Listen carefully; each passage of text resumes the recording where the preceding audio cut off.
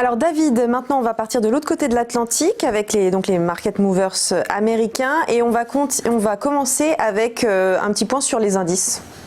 Exactement, les indices qui ont commencé à rebondir en fin de semaine dernière et hier matin, et qui ce matin continuent leur chute. Pour rappel, depuis le mois de septembre, on a des indices qui sont à la baisse.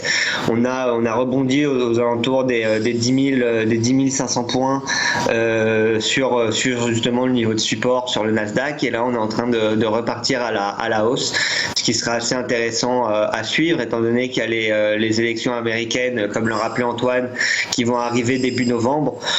Ça risque d'être un indice assez volatile, et donc pour le moment on a le Nasdaq et le S&P qui repartaient hier en tout cas en hausse, et qui continuaient leur bonne trajectoire et leur bonne performance par rapport notamment au marché européen. On a eu aussi quelques actions qui ont sorti leur épingle du jeu. Par exemple, on peut penser à Uber. Uber qui pour le moment arrive à se maintenir au-dessus des $30. On est aujourd'hui aux alentours de 35,56 $, et qui gagnait hier encore justement 3,19%. Ils ont réussi justement à remporter, ils étaient dans un procès à Londres, et ils ont réussi à gagner, donc qui leur permet d'avoir toujours une licence pour opérer à Londres, licence qu'ils avaient perdu, et ça profite au cours.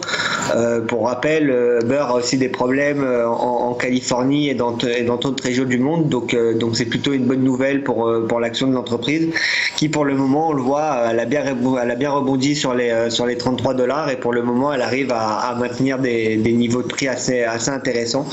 Donc Uber qui pourrait être assez intéressant à suivre, étant donné qu'on est quand même encore assez loin de ses plus hauts. Si par exemple on se passe en semaine, on peut voir qu'on était à des plus hauts qui étaient à plus de $45 vers l'IPO, et là on se retrouve à $35, donc il y a encore un potentiel de gain assez intéressant sur Uber. Et sinon cette semaine on va aussi avoir quelques entreprises qui vont continuer à publier leurs résultats. Donc on pense notamment à Micron, ou à d'autres sociétés, mais on en reviendra un tout petit peu plus tard dessus. Micron qui justement par rapport à ses autres concurrents, donc pour ceux qui ne savent pas, Micron c'est une entreprise de microprocesseurs et de cartes à puce, et qui est aujourd'hui aux alentours de $50.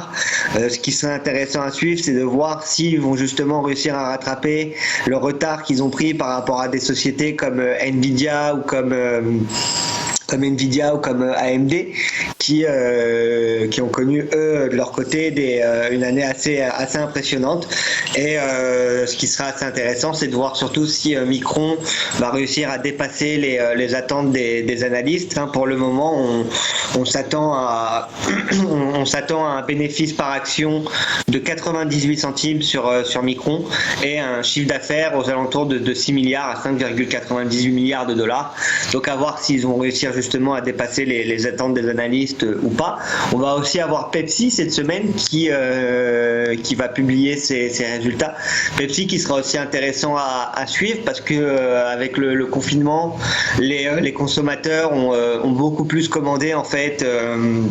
Et on fait beaucoup plus de provisions sur tout ce qui est justement nourriture et boissons, et donc ça a profité justement à l'action Pepsi, qu'on voit qui s'est quand même bien repris là depuis après la baisse qu'il y a eu dû au confinement. L'action s'est bien reprise, donc on attend pour Pepsi un